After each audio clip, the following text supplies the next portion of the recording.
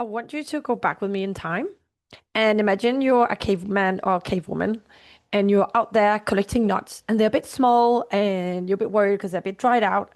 And in your cave, which you share with about 30, 40 people, there's a bit of insecurities going on, like who's going to be the leader this month? They don't really know. There's some insecurities and you don't really know where your place is. So you're really, really worried about your collection of nuts because you worry if you go back, they're going to see you as someone who is not able to find the best food. And you're thinking about what's going to happen if they decide with these new movements happening within the group that they decide maybe to reject you and throw you out of the tribe. And this all you've ever known. You've known like these people, this cave, that dangers outside. You have no idea how to hunt. You don't know how to do any other thing. You're like one of these people that just go out and collect nuts and stuff. And you have your place in the tribe, right? Rejection for you in this scenario means death. Because if the tribe kicks you out, like what is the likelihood of you finding another tribe within a radius where you can actually walk to and then not like clubbing you on the head and knock you out and kill you and eat you if you find them, right? And yeah, that's supposing that you're not going to die of hunger or cold or being attacked by a wild animal. So imagining this, and you might be laughing, thinking, "And what has that got to do with me?" And but it's because I want you to understand. Then, when we get rejected by maybe a job, we got interviewed for a job and we got rejected, or maybe they never answered our CV, or on a date, or anything else where we get rejected from. Our visceral response is so violent and it can sit so badly with us because our brains are trained to obviously protect us, to make sure we survive. And being rejected means the opposite of survival for our brains because we have not evolved. That part of our brain that makes us survive has not evolved with times and doesn't realize that if you don't not in a tribe, it doesn't mean that you die, right? Our prefrontal cortex rationalizes and knows that that's not true. That if you get fired from your job or if you don't get taken into a job interview or they don't contact you to say that the job is yours, you intellectually understand that it's not death, that it doesn't mean anything, but your primitive brain is for sure gonna make it mean a lot of things and make you feel horrible because it wants to push you to like keep insisting that you don't want to be rejected by this person or this company or whatever it is. So this is kind of you to understand like why it is so visceral and why rejection can land so hard and why it can literally paralyze us and make it really hard for us to rationalize and brainstorm, come up with new ideas. And it depends on what state of mind you're in as well. You know, I want to tell you about in February, I was doing nights. And when I do nights, I know, and my coaches always tell me, and the friend I always speak to about these things say, when you're doing nights, do not make any decisions. Do not think about anything. Do not make anything mean anything. Because when you're tired, Gunila, everything's just doom and gloom. Anyway, so it was about this podcast. So I was doing nights, I was on my night shifts and I was really tired and I was looking at, I get like the update from Buzzsprout, which is a platform where I upload my podcast. And I think it was halfway through February and the downloads were really low. Like there was not as many downloads as, maybe another month halfway through would have had. And I projected into a future and I thought, oh my God, like people are downloading less episodes than they were before. And if you remember from the model I taught in the very first episode, so you have the circumstance, which is like there's X number of downloads in February. And then my thought was, gosh, that means that, people are not really interested in what I have to say. What I'm saying is not relatable. This is not helping people. I made it mean all these things. And when I was thinking this, I felt really inadequate, maybe a bit of shame because what I'm doing is not really valid and I'm not kind of worthy of people listening to me. That was what I was making it mean, right? And feeling like unworthy, a bit shameful, inadequate. I caught it then, right? Because I know. But I was also feeling rejected, and that's why it hit so hard. And I caught it, which means I interrupted the model. And I spoke to someone and they said, like, dude, wait until the 8th of February and then see what happens. And then nothing happened. It was a good month and it was, yeah, the downloads are steadily growing, which is a nice thing. But if I hadn't interrupted that model, because I'm so self-aware now, which I don't always do, I have to absolutely 100% admit, but in this occasion I did, this feeling of inadequacy, shame, rejection, not being worthy enough, people rejecting me, not want, listening to me, that feeling. No, it doesn't sit very nice. And that would have pushed me to start questioning, should I continue with the podcast? What should I do? And then it would freeze me, because then at the time of thinking of stuff to talk about, I would be like, oh no, that's not good enough. Oh, that's not good enough. That's not relatable enough. So I would kind of like shut my brainstorm down, and anything coming up would not be good enough. And then when I would do my podcast, I would be like so self-conscious of me, having this inadequacy and people not really being interested. So I would lose my enthusiasm. I would not be excited about doing it. I would be full of self-doubt. So my voice would be different. I would just sit here and go, well, I got this thing, and do you want to listen to it? Like nobody would want to listen to that. And then because I would be so full of self-doubt, then I would like over edit and do it again, and it's not good enough, which would be absolutely a killer, because I do not have time or patience to re-record my podcast. Only once it happened where I forgot to hit record, and I was like, dang, I have to say it again now. But now it won't come out the same way. So and the result of all this would be either, not even doing the podcast anymore, or if I did it, it would be really uninteresting and really hard work, and I would end up stop doing it, and people wouldn't download anything, because who want to sit and listen to someone who's like sitting there like in their own kind of little hateful cave thinking nobody's listening to me. You know what I mean? So it becomes then a self-fulfilling prophecy. When I feel rejected, I then run this model of, feelings and thinking and actions that will actually kind of repel people. And this is the famous where we say, you see all these like romantic movies where he or she is like super handsome, but then as soon as the other person starts getting a bit close, now we're like running away and pushing them away, because now we have skin in the game. Now this person is becoming important to us, and we are so afraid of rejection because we know how bad we feel that we prefer to reject them first. That is like a real thing, and it definitely happens in the dating world. Like, well, I'm not interested anyway. But the problem with rejection is like that is really no problem, right? Because you're not gonna die if somebody doesn't want to date you, or somebody breaks up with you, or you don't get into this job interview, or they ghost you, whatever. Like, but it's what we make it mean about us. It's this like model, this cascade of thoughts and feelings and actions that can leave us feeling really, really deflated and inadequate, and create a self-fulfilling prophecy where we then don't get called into interviews because now we like so unenthusiastic, and maybe we talk ourselves out of even like sending a CV in because we don't want to feel that rejection, right? And we make it mean something about us, like I'm not worthy enough, I'm not hands-off enough, I don't speak well enough, I'm just not good at this. And often it's got nothing to do with how you are, who you are. For sure, for dating, like what makes you like one person or another, right? That's not like, just because a person doesn't like you or is not in love with you, that doesn't mean anything about you at all. It just, maybe they're like married to someone else, or maybe they're just not in that moment, like who knows what makes us fall in love with someone, right? Like, that doesn't mean anything about you. It just means about what their taste is in people, or what the situation they're in that moment. No, or maybe you smelled like their primary teacher who was a right bitch, and that's why they got put off straight away. Now you just don't know. It doesn't have to be anything about you. And for a job interview, if you're being rejected, and you're not being called back in, or they just ghost you after a job interview, it doesn't have to be about you and your worth. It's just the fit, right? That you just didn't fit that job. And I would definitely say that if they believe that you didn't fit, you don't want to work there, right? Because, for example, me, I'm not great surgeon. I'm just like, I can kind of do a bit of everything. I'm like one of these like jack of all trades. And if they wanted an orthopedic surgeon and I applied for that, and they spoke to me and they could see I have absolutely no interest in it, and I'm just not, but in my head it would be brilliant because I earn a lot of money and I could live here, and I could have like, maybe in my head I've got these big plans about me being an orthopedic surgeon, but it's just not a fit because they want someone with a lot more experience. It doesn't mean I'm less worthy as a person or as a vet, but if you make it mean so much, you just sit there and you're like, oh my God, I'm this terrible person and nobody wants me. And it's really, really horrible to feel like that. And it comes back to what expectations we have. And I think when we think that our expectations are realistic, that it should be possible for us to have it, then we get more invested.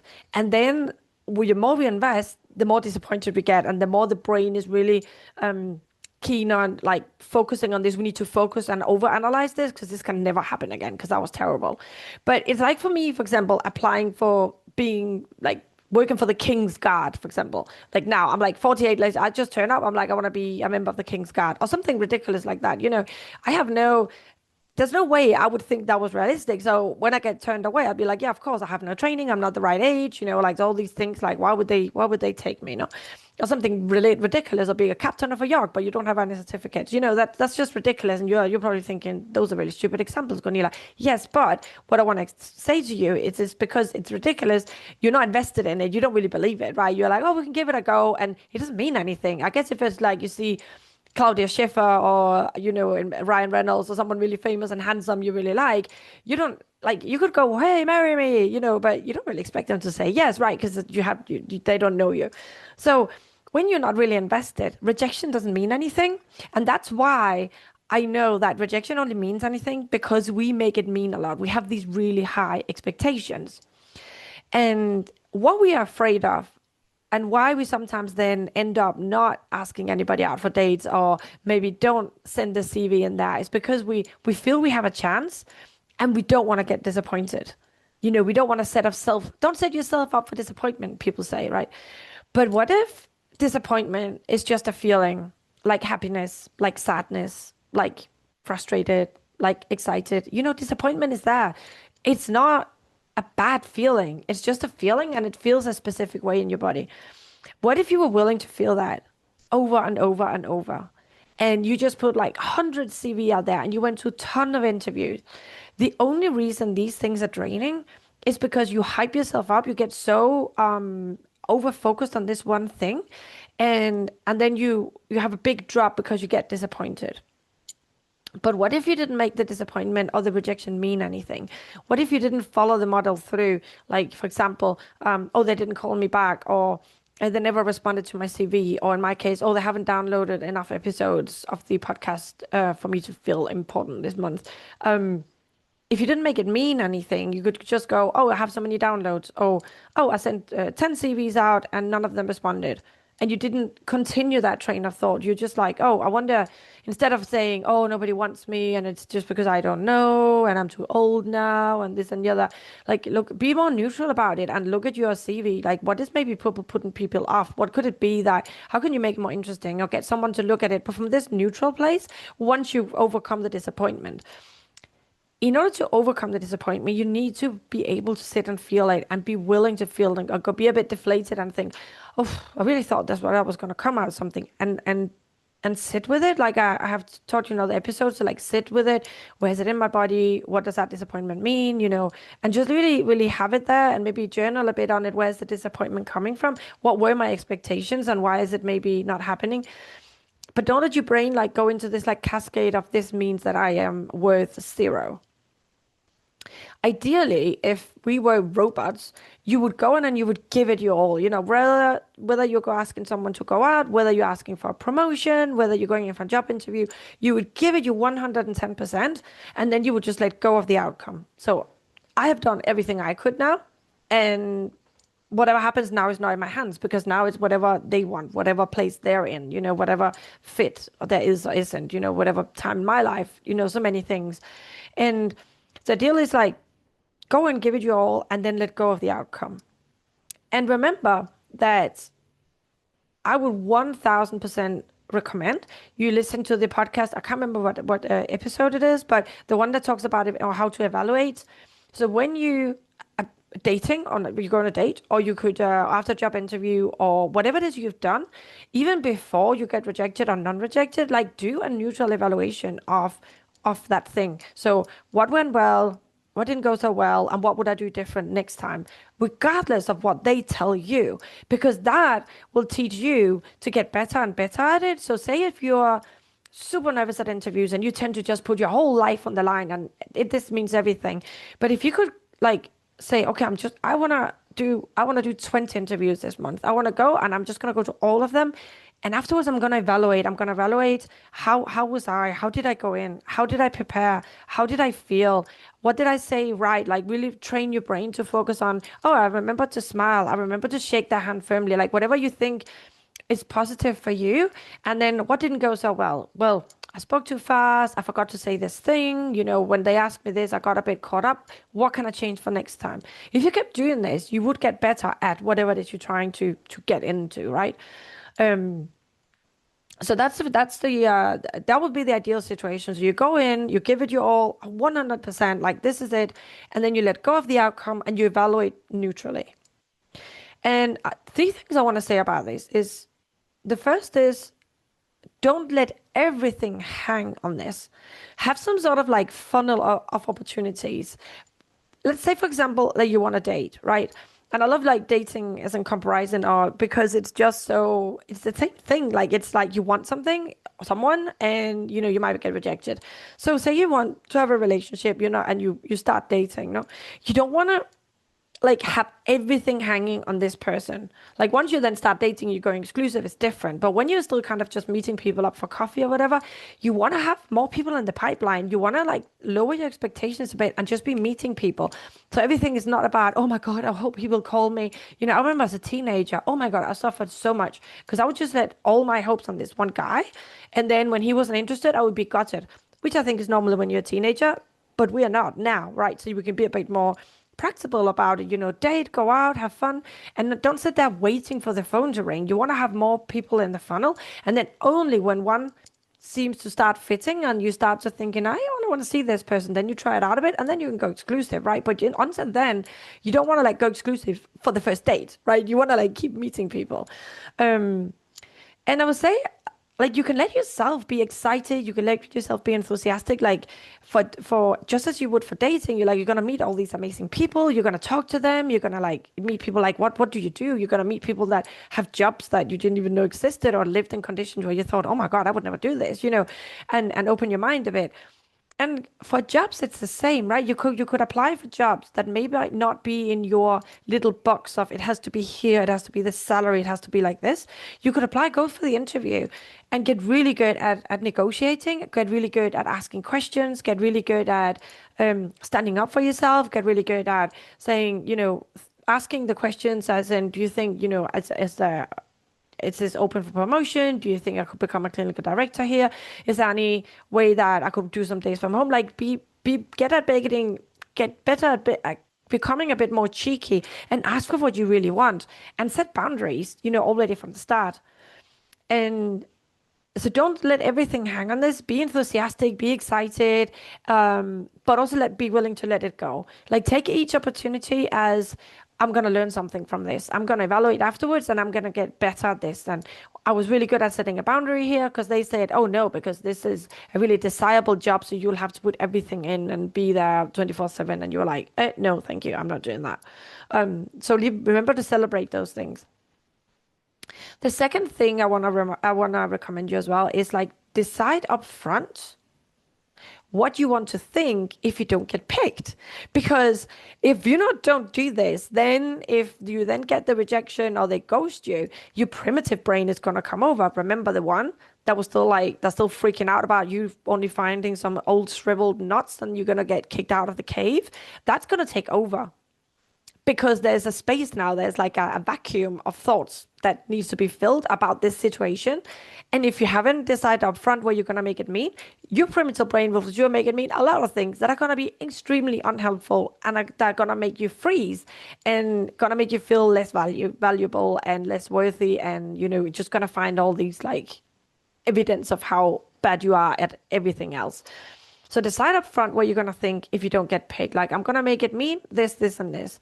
And you can, and I know it's a bit of a paradox, but you can perfectly well go all in 100% and be excited and be enthusiastic, but also decide that I'm going to be excited, enthusiastic until here, which is where I have control. And then I'm going to let it go and I'm not going to make it mean anything. And this is what I'm going to make it mean. And also have faith that if you get rejected, that there's a reason it wasn't meant to be.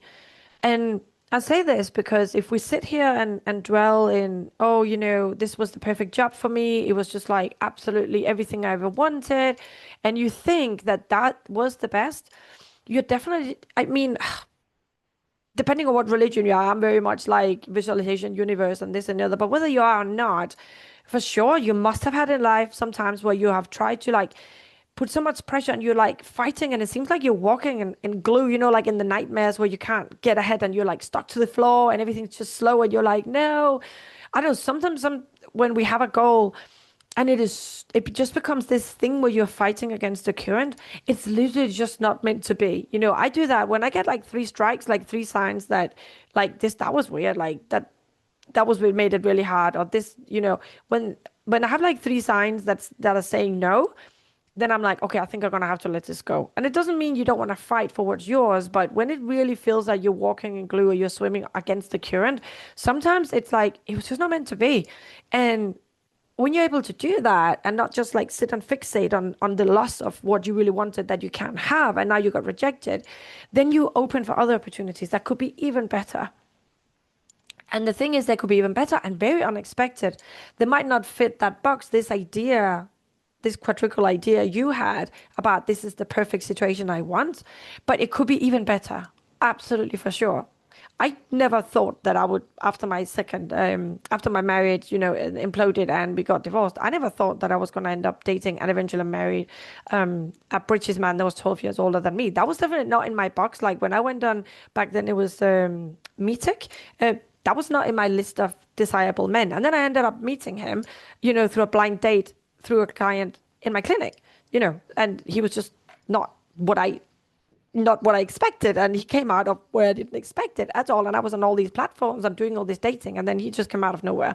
So job opportunities are the same. The job opportunities I have had have always been like incredibly random. It's just been like coincidences happening. And then maybe I really tried to do this thing over here. And then that's other opportunities just came floating by. I'm like, oh, okay, never mind. But if I'm sitting in a corner crying over how bad it was that I didn't get that job that I really wanted or the guy I really wanted to date, then I'm stuck in like this is the only way, which means that I'm gonna make not following this only way a failure and make it mean a lot about me, and also not being able to see all the other roads over here that also are incredibly interesting and could be even better. And I will challenge you, if you think that there's one dream job you want and that is definitely the best for you, you don't know, because anything could happen. And I say this all the time, you don't know the consequences. Say you're in a happy marriage right now, you've got small children, and you have this like you think amazing job opportunities, and now you hell and high water, you despite all the signs from the universe saying this is not for you, you end up getting it, steal this job, you steal it for someone else. I don't know, you stab someone in the back, you get the job. Well, maybe your marriage crumbles because now this job means you're working so many hours, or you end up cheating on your partner because like somebody who works there is like is a man eater, a woman eater, and ends up like making you cheat on them. I don't know. You just don't know. It might not be the best for you as much as you believe it is, because there's so many things around everything that you just don't know if it is the best choice. And I want you to think about that, because it is just incredibly unhelpful to be stuck in this is the only way, and when it doesn't happen, then it's just 100% failure. You just don't know. So those are the tips I want to give you. Like, don't let everything hang on this opportunity you're going for. Make sure you sign up for others, even if they don't seem ideal. So you have more things in the pipeline and you're not sitting waiting for that one email or that one phone call. Decide upfront what you're going to think no matter what, and evaluate neutrally so you can learn for the next opportunity, and don't let your primitive brain fill the vacuum with stories about how bad you are. And the third is like, have a faith that there's a reason if it's not going to happen. Now, wish for this job or wish for this person or something even better. And there's something even better often happens. And this is my experience with myself, my clients, and everybody I know. But it will not happen if you're stuck in a box. And this is the only way. So that's what I have to say about rejection. I hope you like this episode. And by the way, this is your last opportunity now to sign up for either my retreat. I have a retreat in Denmark and in June, and I have a retreat in Spain in September. And the deadline to sign up for either of them is the 1st of June. Why is it the 1st of June for both of them? Because in Denmark, the accommodation is at my own home, so I don't have to book any accommodation for you. But in Spain, I do. Although he's my friend and, we know him well, he still has to fill up his room. So for September, he kind of needs to know by now because they're filling up, and I need you to know for sure whether you're coming or not, so I can make sure I book those rooms, right? I can't leave him hanging. So that's why the deadline is the 1st of June for both of you, for both of the retreats. And all the information, I'll put them in the show notes so you can see. But for sure, if you are in a period as well where you might be going through rejection, where you're fearing maybe moving out of your current job because what if you get rejected for another one, or you feel yourself a bit like full of self-doubt, or you feel like you take everything too much on yourself, like everything just means that you're not worthy, and you're really stuck in this circle of not being able to get out. I definitely recommend that you check my retreats out and sign up, because being there live for several days, and with other vets that are going through the same as you, and it doesn't have to be this specific about rejection. I'm just commenting on it today because obviously it goes with the theme of the podcast, but it can also be like just burnout or stress, or I want to do something else, or I'm in this period of my life where I just need some support. It's for all any vet, any female vet that is going through whatever struggle.